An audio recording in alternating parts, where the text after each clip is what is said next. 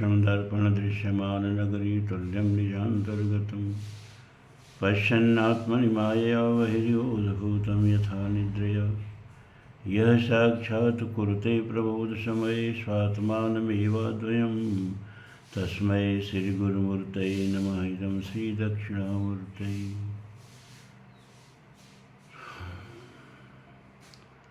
सत्संग प्रेमी धर्म प्राण सज्जनों,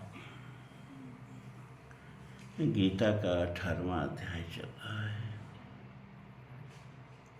अभी कर्मयोगी का वर्णन भगवान किए थे कि स्वभाव से प्राप्त कर्म को करते हुए व्यक्ति को कोई दोष नहीं लगता, ना ही कर्म उसको बांधता है। और जब कर्म नहीं बांधता है तो मुक्ति हो जाती है। मतलब क्या? मुक्ति माने परमात्मा स्वरूप की प्राप्ति। तो ये मार्ग कितना सरल है, अपना कर्म करते हुए और परमात्मा को प्राप्त करने का यह मार्ग कितना सरल बताया भगवान ने। अब सन्यासी कैसे भगवान को प्राप्त करता है, इसको बता रहे हैं कुछ श्लोकों में। तो उन्होंने बताया कि असक्त बुद्धि सर्वत्र जितात्मा विगत स्प्रियः नैष्कर्म सिद्धिं परमां संन्यासेनाधिगच्छति। असक्त बुद्धि मतलब आसक्त रहित बुद्धि वाला, सब जगह आसक्त रहित बुद्धि वाला, यानी कोई भी जिंदगी में कैसा भी आकर्षण हो, कैसा भी लोभ हो, कैसा भी लालच हो, उसमें निरासक्त रहे, आसक्त न हो। सर्वत्र माने सब जगह, स्वर्ग में नरक में सब जगह कहीं कोई आसक्ति न हो। जित आत्मा, और जिसने अपने अंतःकरण को, अपने मन बुद्धि इंद्रियों को जीत लिया हो और विगत स्प्रिय सभी प्रकार के स्प्रिया से आकांक्षा से जो रहित हो, निष्काम हो, नैष्कर्म सिद्धिं परमां संन्यासेनाधिगच्छति। इस तरह का व्यक्ति संन्यास के द्वारा, सांख्य योग के द्वारा, ज्ञान योग के द्वारा जो उसकी परम सिद्धि है। संन्यास योग की परम सिद्धि क्या है? ज्ञान योग की परम सिद्धि क्या है? निष्कर्मता, यानी कर्म नहीं, निष्कर्म, निष्कर्म सिद्धि जिसको कहते हैं, उसको प्राप्त हो जाता है। कर्म करते हुए निष्कर्म होना। कर्म, विकर्म, अकर्म, 3 प्रकार के कर्म गीता में बताया ना।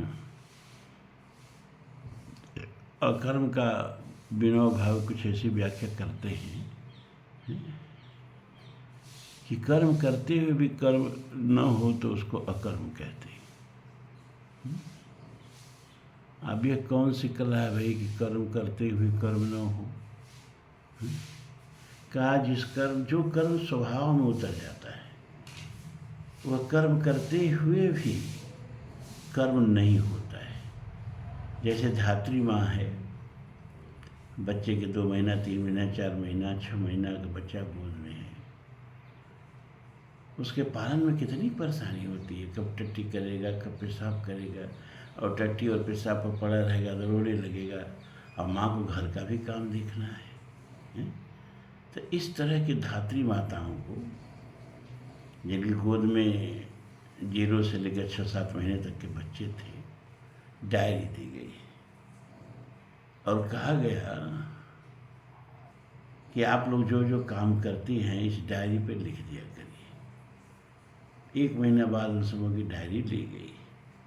तो माताओं ने जो जो काम किया था, कब दूध गर्म किया था, कब दही भिगोया था, कब चूल्हा चौका किया था, जो जो भी काम किया था सबको लिखती गई डायरी में, सब माताएं। लेकिन बच्चे के लिए क्या किया था किसी माता ने नहीं लिखा। तो उन लोगों से पूछा गया कि बच्चों के लिए आपने कुछ नहीं किया 1 महीना में। तो माताओं ने कहा कि बच्चों के लिए जो किया जाता है वो भी काम होता है, हैं? उसको भी माँ डायरी में लिखेगी, कब बच्चे को दूध पिलाया, कब बच्चे का टट्टी पेशाब किया, ये माता काम समझती है। तो ये होता है कर्म करते हुए अकर्म को प्राप्त कर लेना, कर्म करते हुए निष्कर्म इस अवस्था को प्राप्त कर लेना। क्यों? क्योंकि माँ वो जो कर रही है ना, वो उस मातृत्व का स्वभाव है, उसके पीछे कोई स्वार्थ नहीं है। इसलिए मैं बच्चे का ये कर रहा हूँ तो बदले में हमको ये फल चाहिए, इस तरह की भावना माता के मन में नहीं है। तो जिस कर्म को करते हुए उस कर्म के फल के प्रति कोई आसक्ति न हो तो वह कर्म निष्कर्म हो जाता है, निष्कर्म हो जाता है। तो सन्यास में लोग कैसे निष्कर्म सिद्धि को प्राप्त होते हैं, भगवान कहते हैं इसको संक्षेप में सुनो। सिद्धि प्राप्तो यथा ब्रह्म तथापनोति निबोध में समासेनैव कौन्तेय निष्ठा ज्ञानस्य या परा। हे अर्जुन, जो ज्ञान योग की परा निष्ठा है, ज्ञान योग की चरमोपलब्धि है, क्या? निष्कर्म सिद्धि है। उसको जिस प्रकार से मनुष्य प्राप्त करके अब ब्रह्म को प्राप्त कर लेता है, उसको मैं संक्षेप में कह रहा हूँ, उसको सुनो। कि संन्यास मार्ग पर चलने वाला जिसका निष्कर्म सिद्ध हो गया है, मतलब किसी भी कर्म में जिसका अहंग बुद्धि नहीं है, किसी भी कर्म में जिसकी आसक्ति नहीं है, जिसकी किसी भी कर्म में फलाकांक्षा नहीं है, वह कर्म करते हुए कर्म नहीं करता है। और इस तरह का व्यक्ति जिसको निष्कर्म सिद्धि हो गई है, उसको परमात्मा की प्राप्ति कैसे हो जाती है, इसको संक्षेप में सुनो।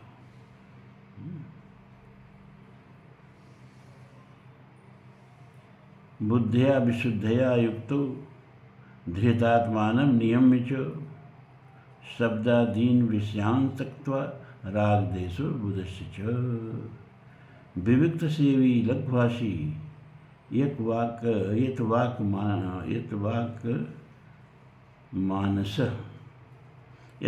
काय मानसः ध्यान योग परो नित्यं वैराग्यम समुपाश्रितः अहंकारं बलं दर्पं काम क्रोध परिग्रहं विमुच्य निर्ममं शांतो ब्रह्म भुवाय कल्पते। बुद्धिया विशुद्धया, यानी बुद्धि एकदम शुद्ध हो, किसी प्रकार का दूषित विचार बुद्धि में आते ही न हो। और ये 1-2 दिन की साधना का परिणाम नहीं है। इस तरह की विशुद्ध बुद्धि प्राप्त करने के लिए जब निरंतर सद्विचार और सत्संग का अभ्यास होता है तो इस प्रकार की बुद्धि आती है, कर्मश रहित निर्मल।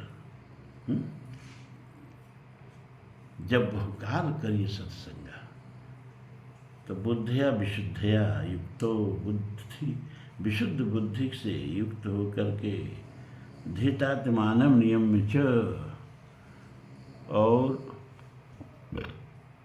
सात्विकी धृति के द्वारा मन बुद्धि और शरीर को नियमित करके बस में करके शब्दादीन विषयान् त्यक्त्वा, और शब्दादीन माने शब्द आदि यानी रूप रस शब्द स्पर्श और गंध, इन विषयों को त्याग दे, जो त्याग दे या त्याग कर राग द्वेषो बुधस्य च, और राग और द्वेष को पूरी तरह से नष्ट करके, विनष्ट करके, बुधस्य माने विनष्ट करके, विविक्त सेवी लघ्वासी यत वाग काय मानस, एकांत सेवी जिसको एकांत सेवन की आदत पड़ गई हो, भीड़ भाड़ से जिसको चिढ़ हो, अकेले में जिसको रहना पसंद हो, लघ्वासी और अल्प भोजन करता हो, शुद्ध सात्विक और हल्का भोजन करता हो। लघ्वासी माने मित भोजी, कम भोजन करने वाला। और यत वाक् काय मानस, वाक माने वाणी, काय माने शरीर, मानस माने मन, यानी शरीर, वाणी और मन को जिसने युक्त कर लिया हो, ध्यान योग परो नित्यम वैराग्यम समुपासते, और नित्य ध्यान योग में जो निमग्न हो, ध्यान योग में हमेशा ध्यान में रहता हो, नित्य वैराग्यम समुपाश्रित है, और जो नित्य वैराग्य का आश्रय लेकर के रहता हो, अहंकार बल दर्प काम क्रोध परिग्रह, ये सब आप जानते ही हैं। अहंकार बल दर्प काम क्रोध परिग्रह माने संग्रह विमुच्य, इसको जो त्याग दे पूरी तरह से, निर्मम माने जो ममता रहित हो जाए, शांतो ब्रह्म भूयाय कल्पते, और जिसकी सभी प्रकार की वासनाएं कामनाएं शांत हो गई हों, वह व्यक्ति ब्रह्म भूयाय कल्पते, ब्रह्म तत्व को प्राप्त करने में, ब्रह्म की पर अवस्था को प्राप्त करने में सक्षम हो जाता है। अब आप सोच लीजिए, सोच के ही सर चकरा रहा हो, यह सन्यास का मार्ग कितना कठिन है, और ये जो जो गुण बताए हैं उसको जीवन में उतारना कितना कठिन है? तो ब्रह्मभूत प्रसन्नात्मा न शोचति न कांक्षति, समः सर्वेषु भूतेषु मद्भक्तिं लभते पराम्। ब्रह्मभूत, इस तरह से जो ब्रह्म में ही समाहित हो गया हो, जो ब्रह्म की अवस्था को प्राप्त हो गया हो, प्रसन्न आत्मा, जिसका सभी प्रकार का शोक द्वंद्व नष्ट हो गया हो, न सोचत न कांक्षति, वह न किसी बात की चिंता करता है, ना ही किसी बात की आकांक्षा करता है। समः सर्वेषु भूतेषु, और जिस सभी प्राणियों के प्रति जिसका न कोई शत्रु हो न कोई मित्र हो, निज प्रभुमय देखहि जगत कैसन करहि विरोध, तो सभी प्राणियों के प्रति जो समता का भाव जिसके मन में हो, मद भक्ति लभते पराम, वह व्यक्ति जो है वह मेरी भक्ति को, या मेरा जो इस प्रकार जो मेरा भक्त हो, वह परम अवस्था को, नैष्कर्म सिद्धि की अवस्था को प्राप्त कर लेता है, या मेरी भक्ति को प्राप्त कर लेता है।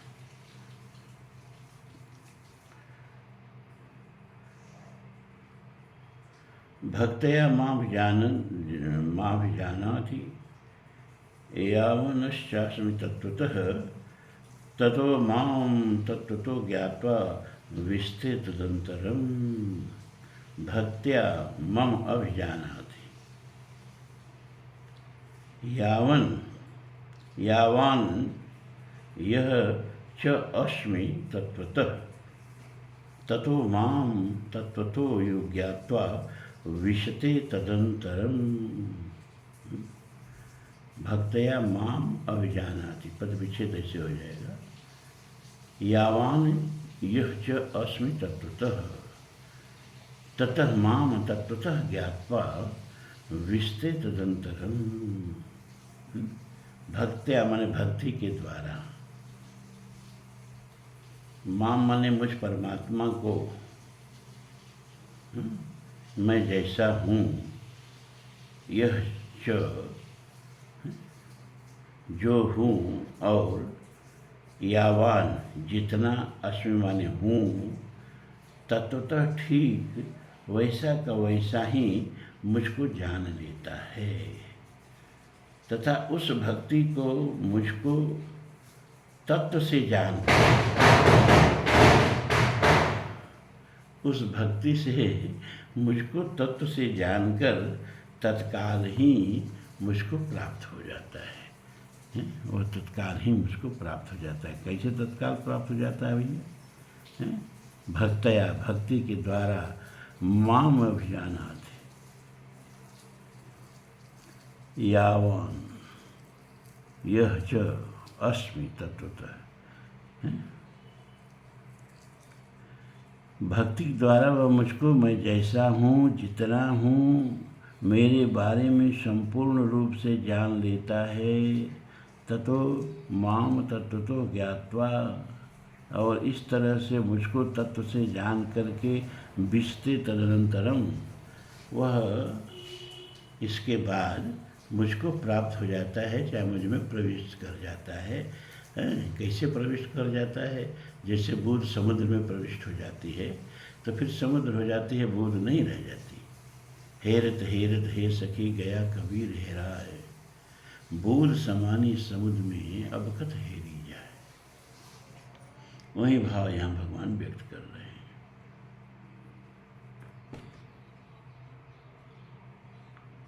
सर्वकर्माण्य अपि सदा कुर्मणो मदव्यपाश्रयः मत्प्रसादाद्वाप्नोति शाश्वतं पदम अव्ययम्।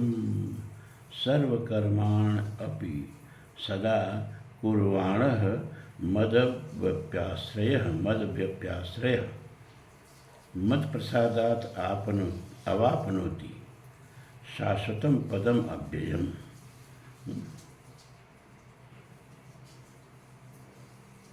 मद व्यपाश्रय का मतलब मेरे आश्रित होकर के, सर्वकर्माणि सदा कुर्वाणो, जो सब काम को कुर्वाणो माने करता है। कैसे करता है? ब्रह्मण्याधाय कर्माणि, जिसको आप पीछे भगवान का आए, यानी मेरे लिए, मेरी प्रसन्न होने के लिए मत कर्म कृत, मेरे लिए कर्म करो, मेरी प्रसन्नार्थ कर्म करो। वही बात यहाँ कह रहे हैं। मद व्यपाश्रय माने मेरे आश्रित हुआ कर्मयोगी, सर्वकर्माणि सदा कुर्मण, सभी कर्मों को हमेशा करता हुआ भी, अभिमाने भी, मत प्रसादात शाश्वतम अव्ययम पदम आपनोति, मेरे प्रसाद से, मेरी कृपा से शाश्वत पद को, अविनाशी पद को, जरा मरण से मुक्त पद को प्राप्त हो जाता है। चेतसा सर्वकर्माण मयि सन्निश्च्य मत्परः बुद्धि योगामुपाश्रित्य मच्चित्तः सततं भव।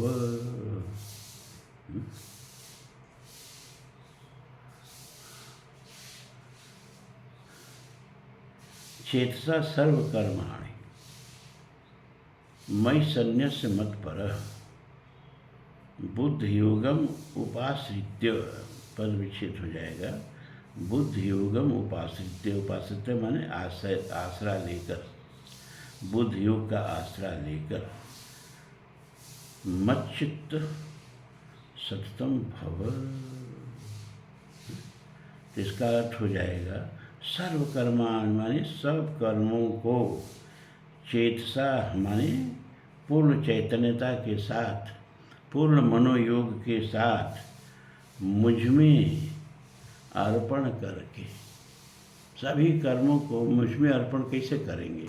माने सब जो भी कर्म कर रहे हैं परमात्मा के लिए कर रहे हैं, परमात्मा के प्रत्यर्थ कर रहे हैं। यही बतिया वो कह रहे हैं बार बार कि सभी कर्म मुझको अर्पित करके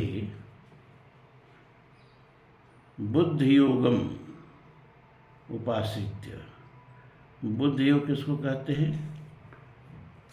समत्व योग, समत्व बुद्धि योग, मतलब भेदभाव रहित बुद्धि के साथ सबको समदृष्टि से देखते हुए, बुद्धि में समानता का भाव आ जाए, भेदभाव न रह जाए, तो समबुद्धि योग का अवलंबन करके उपासित माने आसरा लेकर, सहारा लेकर, मत पर माने मेरे परायण होकर,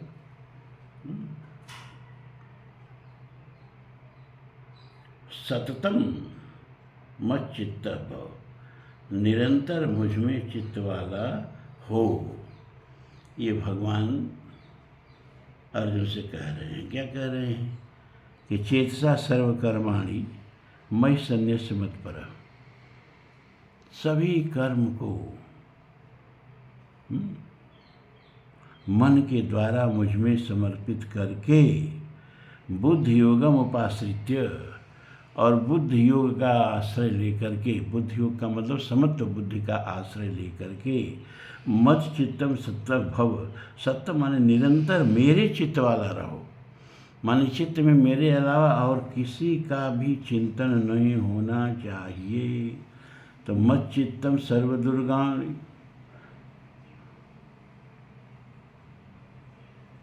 मत प्रसादात् तरिष्यसि अथ चेत्त्वमहम्।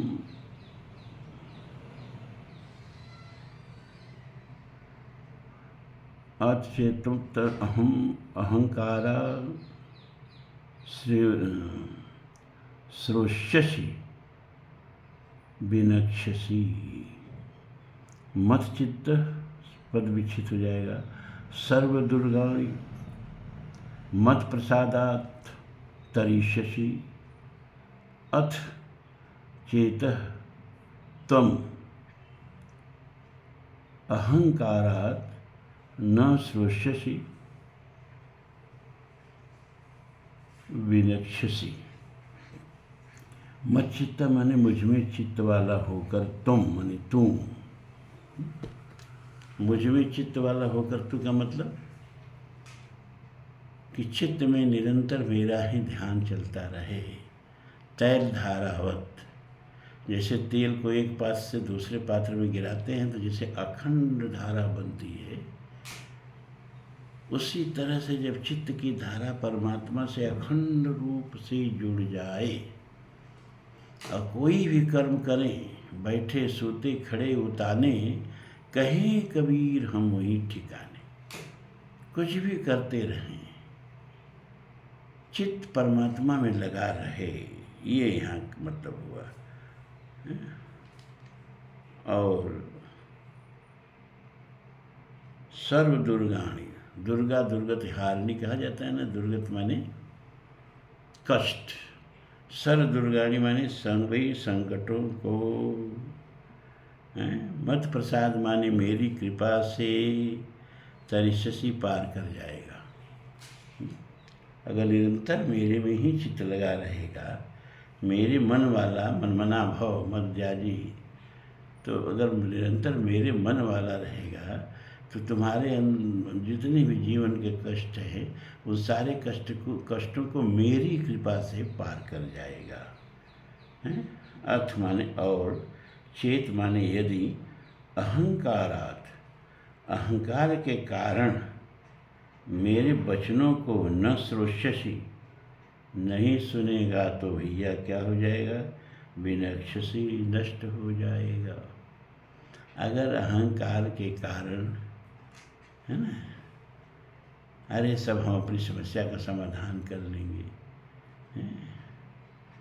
कितने लोग कर्मठ होते हैं, कर्म ही पूजा है, तो फिर ईश्वर की कृपा की जरूरत क्या है?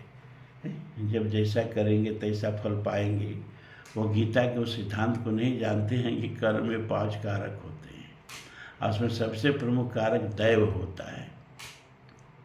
5 कारणों में सबसे प्रमुख कारण अधिष्ठान तथा कर्ता है, जो भगवान बताया है ना अभी इसी अध्याय में पीछे, उसमें दैव जो है सबसे प्रमुख कारण है। और अगर दैव अनुकूल न रहे तो 4 कारक रह के क्या करेंगे? इसीलिए अगर ये अहंकार है कि अरे हम कर्म करेंगे उसका फल पाएंगे, ईश्वर की कोई आवश्यकता नहीं है, तो ऐसा व्यक्ति जो अहंकार में डूबा रहता है विनश्यसि माने नष्ट हो जाता है। तो आज इतना ही। ओम पूर्णमदः पूर्णमिदं पूर्णात् पूर्णमुदच्यते पूर्णस्य पूर्णमादाय पूर्णमेवावशिष्यते। सर्वे भवन्तु सुखिनः, सर्वे सन्तु निरामयाः, सर्वे भद्राणि पश्यन्तु मा कश्चित् दुःखभाग् भवेत्। असतो मा सद्गमय तमसो मा ज्योतिर्गमय मृत्योर्मामृतं गमय। ओम शांति शांति शांति। धर्म की जय हो, अधर्म का नाश हो, प्राणियों में सद्भावना हो, विश्व का कल्याण हो। हर हर महादेव।